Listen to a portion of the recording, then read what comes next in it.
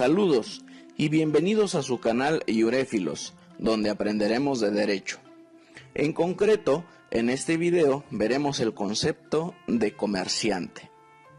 El Código de Comercio, el cual es la norma jurídica con rango de ley que a nivel federal regula los asuntos mercantiles, y que por cierto es la norma vigente más antigua de todo el sistema jurídico mexicano, incluso anterior a nuestra Constitución de 1917, al haber sido expedido directamente por el entonces presidente Porfirio Díaz Mori, en diciembre de 1889. El Código no establece un concepto de comerciante como tal. A lo más que podemos llegar es a deducir del propio Código que comerciante es aquel que realiza actos de comercio. Esto evidentemente no es una explicación satisfactoria, por lo que tendremos que indagar si queremos comprender dicho concepto. Pero no todo está perdido. Al menos la definición del código nos da a entender que para construir el concepto de comerciante necesitamos dos elementos: el sujeto, que sería el elemento personal, y el acto de comercio, es decir, el elemento material. De manera que deberemos analizar los artículos 1, 3, 4 y 5. Sin embargo, tenemos que explicar, antes de entrar en materia, dos términos de construcción propia que servirán para comprender mejor la aplicación de este código. Por un lado, nos referiremos al comerciante ordinario. Lo calificaremos de esta manera porque, por ordinario, se entiende a lo primordial, evidente y común. Así, denominaremos a las personas que, de acuerdo con el artículo 3 del Código, son sus primeros destinatarios, las personas que hacen del comercio su ocupación ordinaria. Por otro lado, nos referiremos al comerciante equiparado, y lo denominamos así porque refleja justamente las características del segundo sujeto al que le aplica el Código, conforme a su artículo 4. Las personas que accidentalmente, es decir, de forma esporádica, ejercen actos de comercio sin ser este su actividad habitual u ordinaria. Establecido esto, podemos explicar que el Código de Comercio regula dos clases de sujetos. En primer lugar, a los comerciantes ordinarios, que a su vez se subdividen de acuerdo a su personalidad en A: individuales, que son las personas físicas que intervienen dentro del mercado, como productores, distribuidores e intermediarios de mercancías o servicios, tornando estas como sus actividades habituales o preponderantes.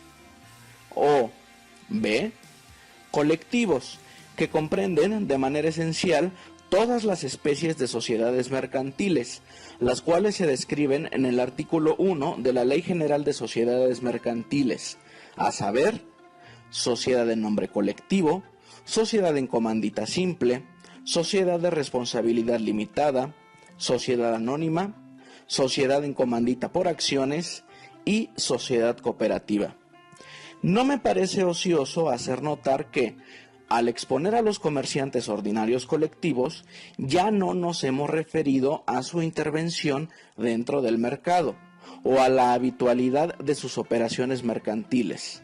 Esto es porque el sistema jurídico mexicano tiene por sentado que estas sociedades se reputen comerciantes, dado que su objeto invariablemente será esencialmente el de lucrar a través de actividades específicas, la mayoría de ellas de naturaleza mercantil. Misma subdivisión podemos hacer con los comerciantes equiparados. Tenemos así a individuales, que son las personas físicas que de modo esporádico realizan actos de comercio, sin ser esa su actividad esencial, preponderante u ordinaria. Y B: colectivos, que son las personas morales distintas a las sociedades mercantiles, como es el caso de las asociaciones religiosas o las asociaciones civiles, que teniendo como fin u objeto actividades distintas al comercio, llegan a ejecutar, por necesidad de cumplir con actividades propias de su objeto, actos de comercio. aclarando que dichos comerciantes, ordinarios o equiparados, de acuerdo con el código, pueden ser nacionales o extranjeros.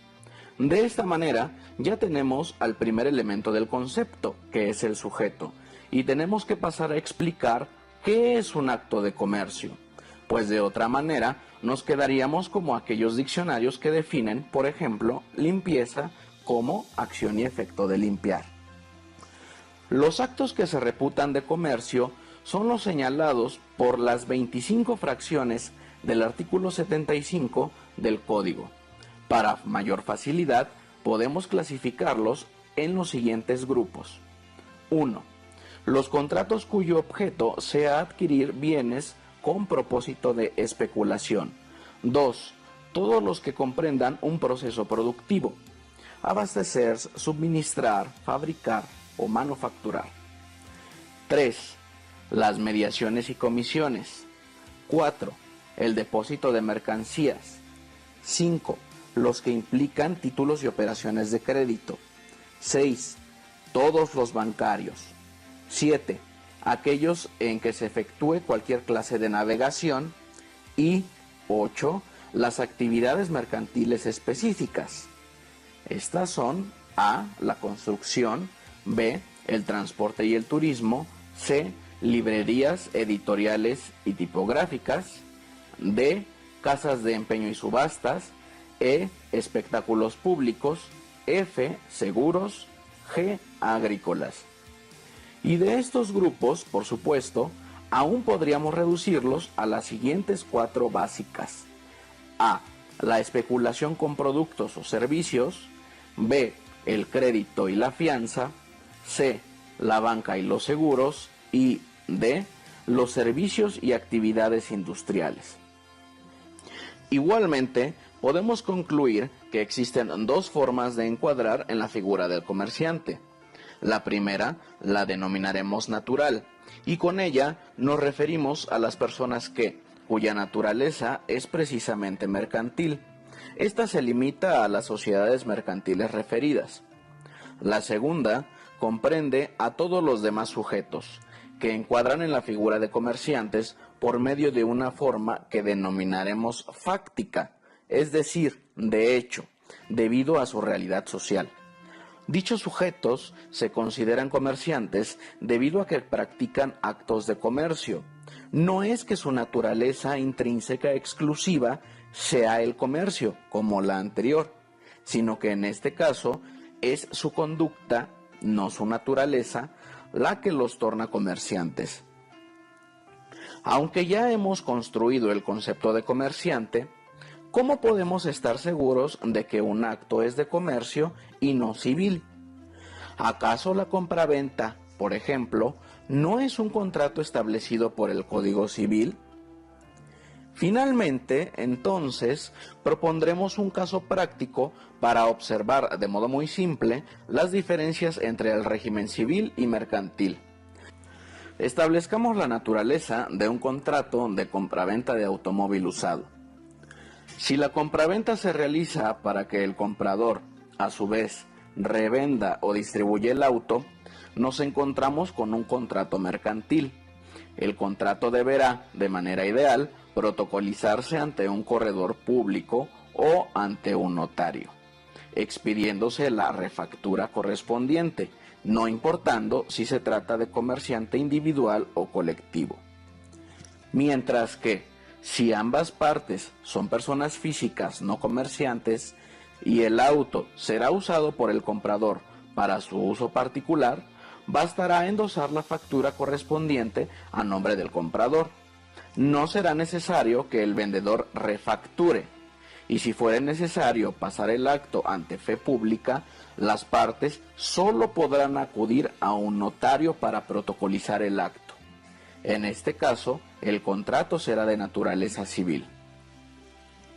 De esta manera, ahora podemos establecer quiénes son comerciantes en nuestro sistema jurídico, así como algunos efectos prácticos de ejercer el comercio, recordando que un acto se torna mercantil cuando su objetivo es la especulación, definiendo la especulación de una manera muy somera como aquellas operaciones cuyo fin es obtener un beneficio económico derivado de las fluctuaciones de los precios de los bienes o servicios sometidos a estas operaciones, a través de un margen de tiempo dado.